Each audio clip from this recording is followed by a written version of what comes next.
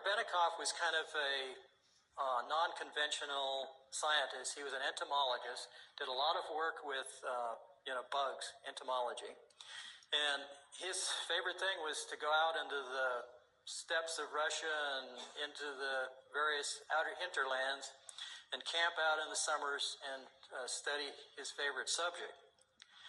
And on one of these expeditions, he started seeing some weird effects. This is all explained in great detail on the AchilleNet site if you type in Grebennikov and his flying box or gravity platform. But anyhow, the result of this was to show that he found a certain bug that didn't fly, it levitated. And this was, he'd put this bug into a little vial or something, and he saw this vial jumping up off the lab table, jumping up and down. And of course, this is patently impossible based on any type of normal physics. So he got into this, and he found out that the bug wings themselves were creating an anti-gravity phenomena under certain conditions. And of course, what we have here, if you analyze, I think I found the bug, actually a beetle.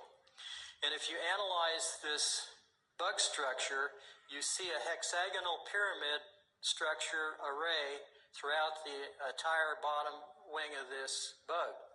Turns out that beetles have two wings. The top wing is called a wing cover, and what the beetle does is it lifts this wing cover up, and then it flips out its lower wings, or inner wings.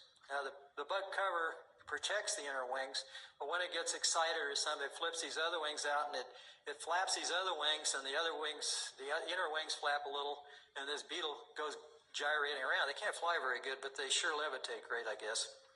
And anyway, he took a whole bunch of these bug wings, and he glued them to like a Venetia blind structure, and he put it into a little platform he built. So they were all, these bug wings were all covered in here.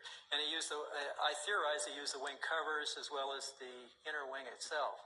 There's also a kind of a handlebar on this thing with some controls. You can see the thing a little better here in detail. The controls, I think, had to be manipulated continuously and probably vibrated to create the same action that the bug was doing. There was also down at the base some kind of a lever, which I suspect controlled the amount of lift he was getting out of this thing. Anyway, Grebennikov claimed that he could fly this thing or levitate it, and it would go around at almost 1,000 miles an hour. Now you ask, how can that happen? Well, he said that there was an energy field that built up around this thing due to this gravity field building up in the platform, and by this thing building up, it built out a force field that basically surrounded him and protected him from the local environment. So even though he was flying at 1,000 miles an hour, you could go, you could be wearing your Sunday best suit and not get it flutter a bit at 1,000 miles an hour. I'm not sure I'd want to stand on something going 1,000 miles an hour that's 2 feet square. But this picture here shows him sitting on the ground. And these pictures are much better if you get on the AchilleNet site. This is the platform with him on it about 3 to 6 feet above the ground, because here's the shadow here down below. Now you could say this is all faked, but if you get into the other things he did with shape, they almost mirror the stuff that I discovered, and it proves, I guess, that there's either two crazy people in the world, or there's two people that have found the same discoveries. So I think that this is a valid phenomenon, and I'll show you why. Next slide is a micrograph that I took of a beetle inner wing. This is at 100x. If you look closely at this thing, you can see rows of bumps all along the bottom of this wing,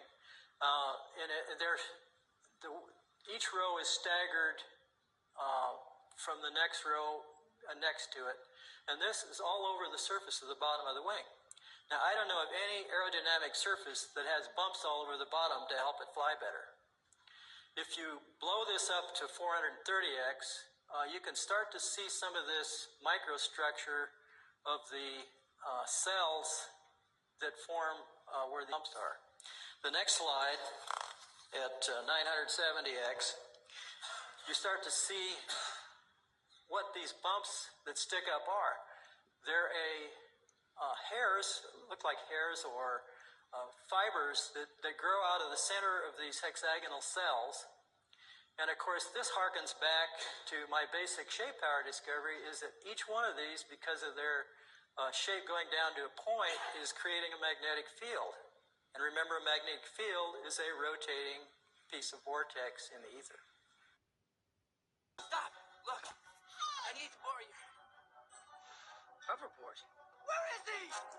Here. There!